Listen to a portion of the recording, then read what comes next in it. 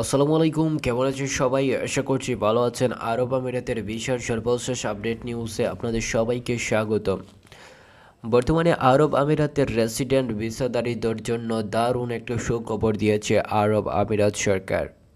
বর্তমানে আরব আমিরাতে যেই সমস্ত প্রবাসীরা রেসিডেন্ট ভিসাধারী রয়েছেন তাদের জন্য আরব আমিরাত সরকার এই মুহূর্তে যে দারুণ সুখবর দিয়েছে সেটি হচ্ছে আপনারা 9টি দেশে without work permit, without visit, মানে উইথআউট ভিজিট ছাড়াই কিন্তু যেতে পারবেন আরব আমিরাত থেকে সরাসরি যে 9টি দেশে। তবে কোন কোন দেশে যাওয়া যাবে সেটা এই মুহূর্তে আরব আমিরাত সরকার সেটা ঘোষণা করেনি। ঘোষণা করার সাথে সাথে আপনাদেরকে জানিয়ে দেবো যে এই চ্যানেলটি সাবস্ক্রাইব করে রাখবেন।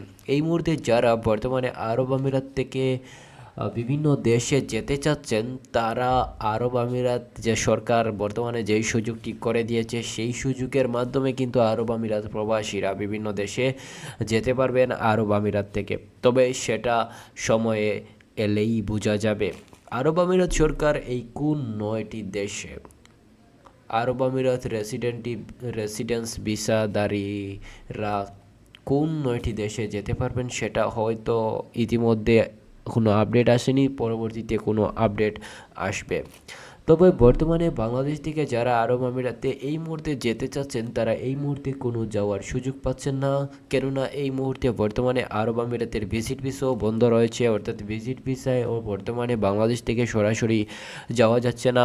তাছাড়া বর্তমানে কোনো ধরনের ভিসা চালু নেই। লেবার ক্যাটাগরির ভিসা, ক্লিনার ভিসা, এই ক্যাটাগরির ভিসাও বর্তমানে চালু নেই। তবে লেবার ক্যাটাগরির ভিসা খুলে দেওয়ার জন্য বিভিন্নভাবে বাংলাদেশ সরকার চেষ্টা করছে। বাংলাদেশ সরকার বিভিন্নভাবে আরব আমিরাতের সরকারদের সাথে যোগাযোগ করার চেষ্টা করছে। ইতিমধ্যে কিন্তু আপনারা জানেন আরব আমিরাতের ভিসার যে আপডেট, সেই আপডেটটি কিন্তু অনেক ধরনের আপডেট রয়েছে।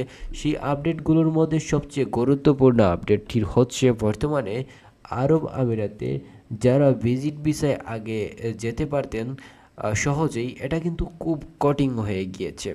ধীরে ধীরে কিন্তু আরব আমিরাত সরকার কঠিন করে তুলেছে বাংলাদেশিদের জন্য। বর্তমানে আরব আমিরাতে যারা যাবেন লেবার ক্যাটাগরির ভিসা, ক্লিনার ভিসা, এই ধরনের ভিসায় যারা আরব আমিরাতে যেতে চাচ্ছেন তারা কিন্তু এই মুহূর্তে কোনো কাগজপত্র জমা দিবেন না কোনো এজেন্সিতে, কেন এই মুহূর্তে আরব আমিরাতের কোনো ভিসা চালু নেই, কোনো ধরনের ভিসা ইস্যু হচ্ছে না। আপনারা দালাল কিংবা প্রতারকদের কাছ থেকে দূরে থাকবেন। ধন্যবাদ সবাইকে।